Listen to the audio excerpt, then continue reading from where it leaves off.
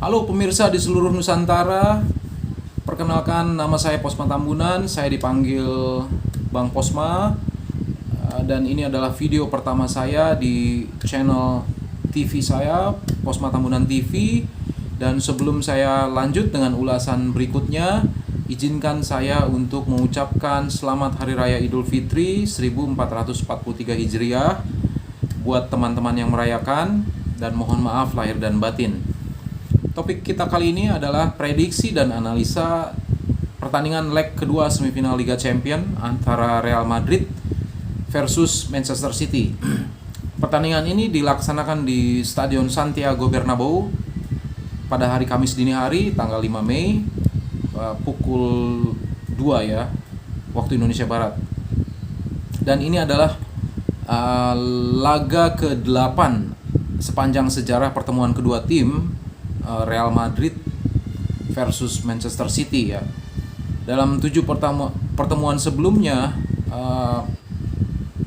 statistik head to head kedua tim, Real Madrid kalah 3 kali, seri 2 kali, menang 2 kali. Yang terakhir adalah kekalahan di kandang Manchester City minggu lalu dengan skor 4-3 ya. Jadi City unggul 1 kali lebih banyak dibanding Real Madrid.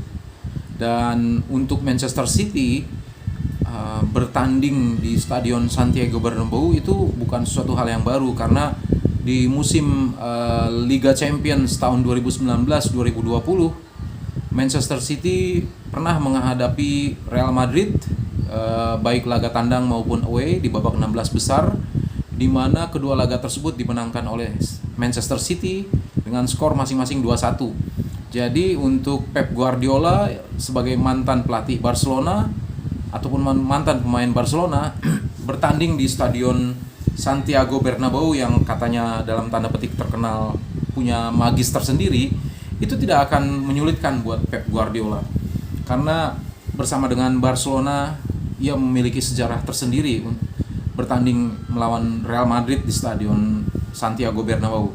Dan juga ketika dia membawa Manchester City pada musim Liga Champions 2019-2020, Pep Guardiola pun pernah mengalahkan Real Madrid ya, 2-1 masing-masing skornya, baik home and away. Di Stadion Real Madrid di Santiago Bernabeu, dan home ya tentunya di Stadion Etihad Manchester ya. Jadi pada saat itu Pep Guardiola berhasil membawa Manchester City maju ke babak perempat final ya di tahun 2019-2020 ya. Nah, tapi ada satu hal yang berbeda ya, ketika mungkin pada tahun tersebut itu adalah di babak-babak pertengahan dan liga pun sedang bergulir buat kedua tim. Namun pada kali ini Real Madrid tentunya dipenuhi dengan euforia kemenangan, euforia gelar juara La Liga yang ke-35 yang baru saja direngkuh pada weekend yang lalu, dan mengalahkan Espanyol di partai tersebut, dan menyisakan tinggal 4 laga lagi di La Liga, tapi tidak menentukan karena terpaut 15 poin lebih tinggi dibanding peringkat kedua, yaitu yang dihuni Barcelona. Jadi meskipun Barcelona nantinya di sisa 4 partai bakal menyapu bersih semuanya dengan 12 poin, itu tidak akan bisa menyamai torehan poin yang diraih oleh Real Madrid yang sampai saat ini selisihnya adalah 15 ya dengan Barcelona. Sehingga buat Real Madrid sendiri laga ini akan sangat emosional, akan sangat semangat ya, karena sudah terpompa dengan gelar juara yang sudah dikunci, yaitu gelar juara La Liga yang ke-35. Sehingga euforia kemenangan tersebut menyelimuti seluruh anggota tim Real Madrid.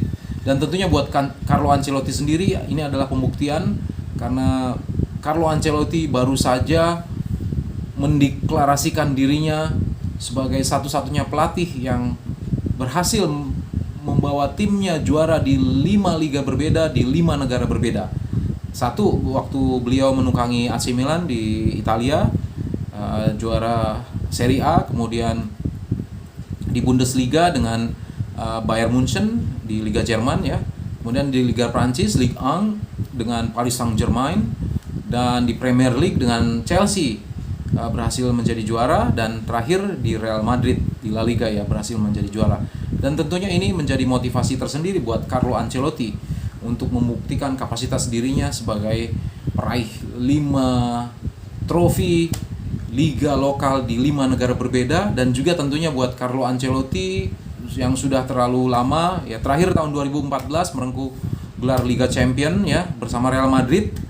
Tentunya Carlo Ancelotti pun ingin mengulangi dan ingin menggapai gelar keempatnya ya. Setelah 2 kali bersama AC Milan berhasil menjadi juara di tahun 2003 dan 2007, dan Real Madrid ketika itu merengkuh gelar La Decima atau gelar Liga Champions yang ke-10 bersama Real Madrid tahun 2014. Nah, uniknya pertemuan rekor head to head kedua tim, Manchester City bersama Real Madrid sepanjang sejarah pertemuan mereka nanti adalah yang ke-8. Berarti 7 sudah terselesaikan, dan Real Madrid dalam head to head tersebut masih kalah dari Manchester City. Artinya Real Madrid menelan kekalahan 3 kali, seri 2 kali, kemudian menang 2 kali. Dan terakhir adalah yang di Etihad, termasuk itu kekalahan ketiganya Real Madrid. Dan tentunya buat Manchester City sendiri adalah perkara yang tidak sulit untuk mengalahkan Real Madrid di Stadion Santiago Bernabeu.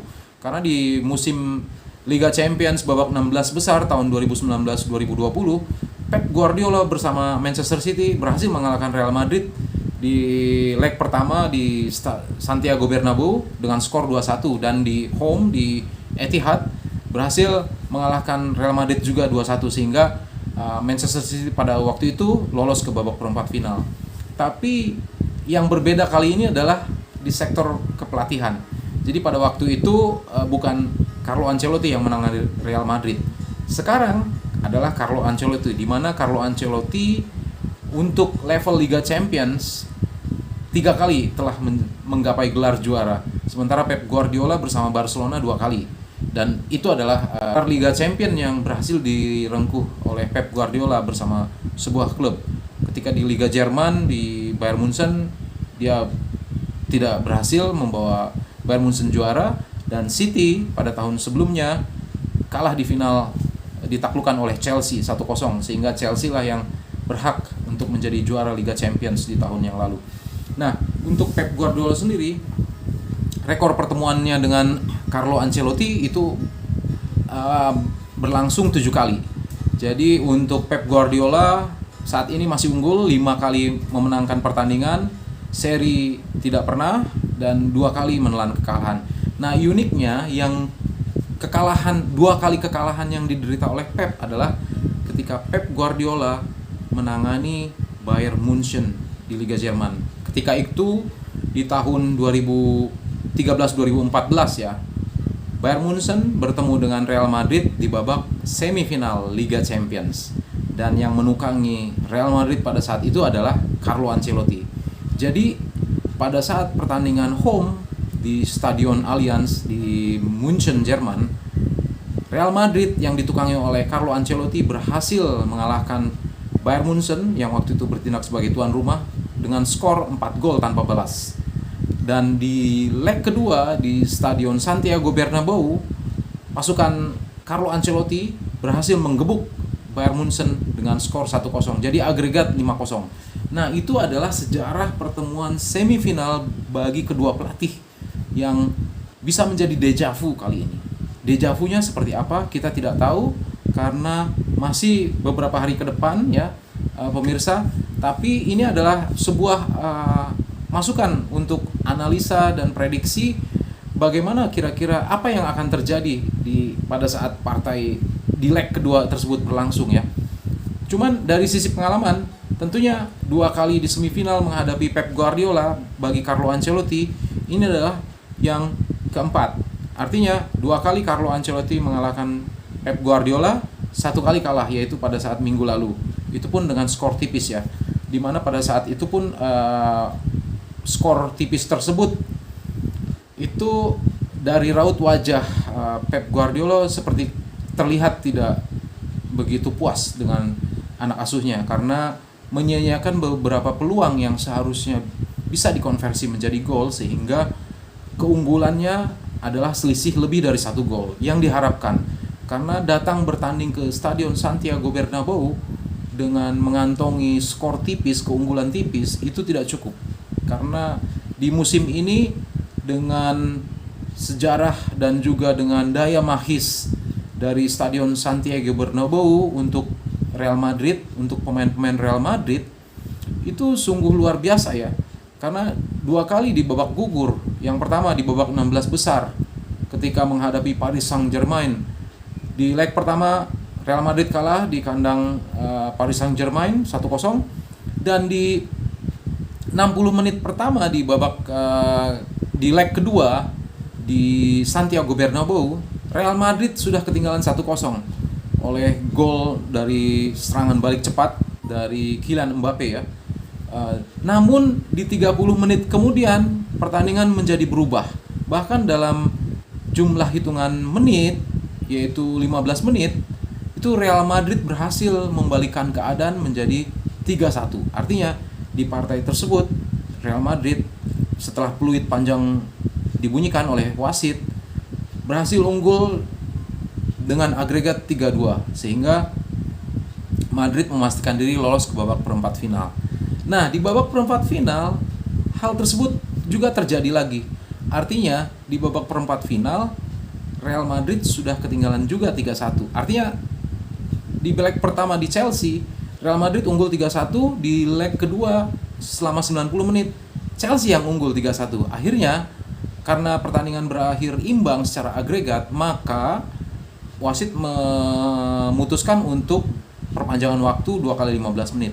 Selama 2 kali 15 menit tersebut, akhirnya siapa yang keluar sebagai pemenang? Real Madrid dengan gol yang dilesakkan oleh Karim Benzema, sehingga Real Madrid maju ke babak semifinal, dan inilah yang dihadapi, yaitu Manchester City.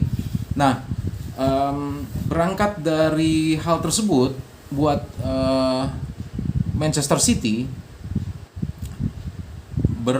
bertandang ke kandang Real Madrid di Santiago Bernabeu adalah sebuah hal yang sungguh menjadi challenge ya. Artinya begini, di saat di Liga Premier masih menyisakan 4 pertandingan sisa ya, dan selisih poin dengan peringkat kedua ataupun rival terberat yaitu Liverpool itu 1 poin. Selepas pertandingan ini Manchester City akan menjamu di 3 hari kemudian. Manchester City pulang dari Madrid, artinya ada dalam perjalanan waktu itu akan memakan waktu dan juga tenaga ya buat pemain-pemain dari Manchester City, dan hanya dalam rentang waktu 3 hari Manchester City harus menjamu tim kuat, kuda hitam Newcastle United. Walaupun itu adalah partai kandang ya, tapi itu adalah partai yang cukup melelahkan buat Pep Guardiola. Setelah melawan Leeds, kemudian di tengah minggu harus menghadapi Real Madrid di semifinal leg kedua Liga Champions, dan kemudian weekend 3 hari berselang harus menghadapi Newcastle United, di mana ini adalah masih dalam perebutan gelar ya, untuk mengunci gelar Liga Inggris ya, karena terpaut hanya 1 poin dari Liverpool. Nah, ini adalah fokus yang harus dijaga oleh Pep Guardiola agar supaya bagaimana meramu timnya menghadapi Real Madrid secara maksimal di leg kedua Liga Champions di dalam semifinal, tapi mendapatkan hasil yang maksimal, tapi tidak juga tersedot, sehingga pada saat nanti bertanding melawan Newcastle, fokus tim dan juga kebugaran tim masih tetap terjaga. Nah, ini adalah satu hal yang harus dipecahkan oleh Pep Guardiola.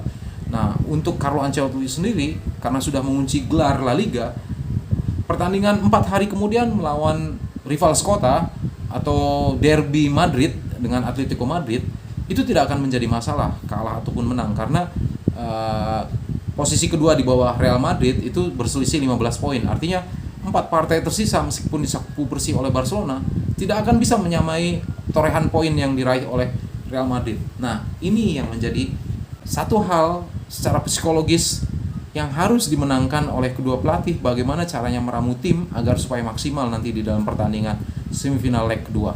Nah, untuk kira-kira apa yang akan dilakukan oleh kedua pelatih ketika bertanding nanti di leg kedua, mari kita lihat. Di leg pertama baik Pep Guardiola maupun Ancelotti memakai formasi 4-3-3, di mana mereka menempatkan Vinicius Junior di sebelah kiri, dan center forward utama yaitu Karim Benzema, kemudian Rodrigo.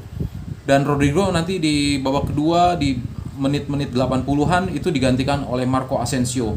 Nah, Real Madrid sendiri bukan tanpa kelemahan, karena memang pada leg pertama tidak diperkuat oleh gelandang ideal ataupun gelandang andalan Real Madrid, yaitu Casemiro, sehingga kerja Toni Kroos dan juga Luka Modric itu bergantian untuk mengcover lini belakang sebelum bola mendekati back four. Maka mereka lah yang mengintercept serangan-serangan dari Manchester City, dan itu sepertinya tidak berhasil terbukti dengan 4 gol yang tercipta. Di samping itu David Alaba maupun juga Militao ya, itu tidak bekerja secara maksimal pada saat itu ya.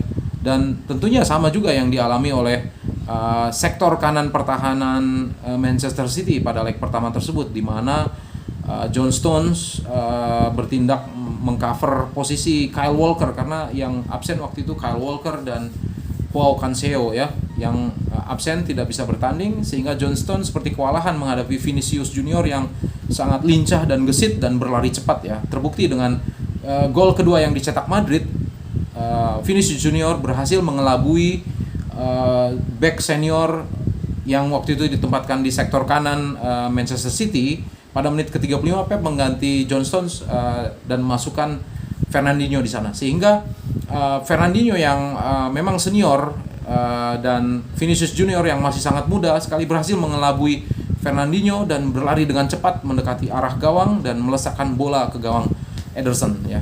Itulah 10 menit di babak pertama. Kemudian 4-3-3. Kemungkinan Joao Cancelo di kubu Manchester City ya, sudah bisa kembali dan bisa melapis lini pertahanan Manchester City. Dan tentunya di pertandingan ini prediksi saya dan analisa saya, mungkin Pep tidak akan bisa seperti ketika dia bertanding di Stadion Etihad ya. Pasti dalam hal ini karena yang lebih membutuhkan gol adalah Real Madrid.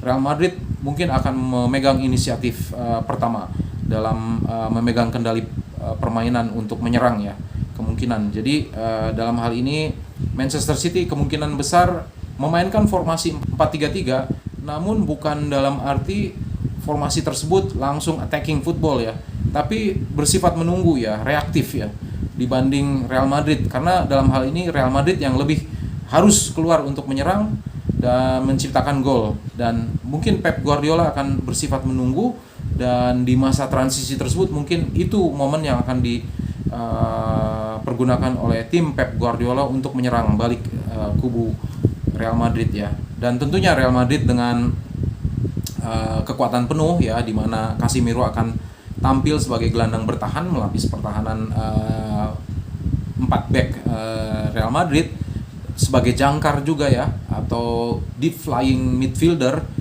Tentunya akan mensuplai bola juga kepada Toni Kroos dan Luka Modric, sehingga Toni Kroos dan Luka Modric pun akan bisa mensuplai bola secara maksimal baik kepada Vinicius Junior ataupun Karim Benzema, ataupun bila Marco Asensio ditampilkan di awal babak pertama dibanding Rodrigo, atau kebalikannya, suplai bola dari kedua gelandang menyerang Luka Modric maupun juga Toni Kroos itu pasti akan bisa terlaksana dengan baik, karena di posisi itu ditempati Casemiro, sehingga Casemiro bisa berfungsi dan akan bertindak sebagai jangkar di sana, dan juga akan melapis pertahanan Real Madrid ketika pertama kali diserang oleh pemain dari Manchester City ya.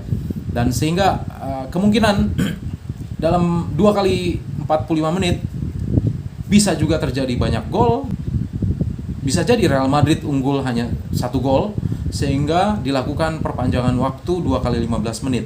Dan di 2 kali 15 menit inilah critical minutes ya, critical 30 minutes ya, dimana tim-tim yang biasanya punya mental juara ya, karena Real Madrid sudah pernah juara 13 kali di Liga Champions dan Manchester City belum pernah sama sekali.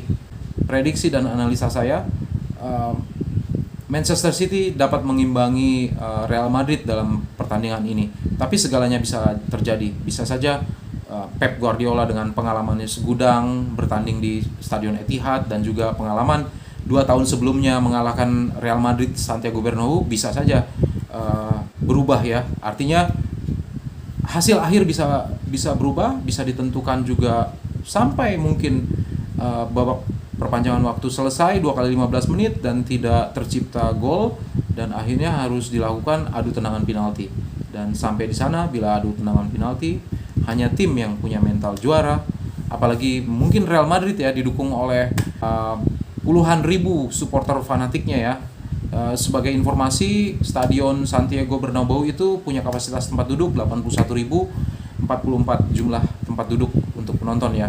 Mungkin jatah paling besar pasti akan diberikan kepada jatah tuan rumah, bisa saja 2/3 dan sepertiganya adalah umum dan pendukung Manchester City. Tapi untuk para pemirsa, monggo silahkan menikmati pertandingan ini. Pertandingan ini sungguh sangat akan menegangkan ya. Kita bisa berteriak ya, loncat-loncat ketika gol terjadi ataupun hampir gol. Tapi yang paling utama adalah kita jaga sportivitas ya antar supporter ya. Seperti pemain di lapangan juga mereka menjaga sportivitas, kita juga harus sportif ya. So keep sporty ya. Tetap sehat ya, dan bisa bertemu kembali di lain waktu dan di lain tayangan. Terima kasih, saya Bang Posma. Saya mengucapkan terima kasih yang sebesar-besarnya kepada pemirsa. Sampai jumpa kembali. Ciao.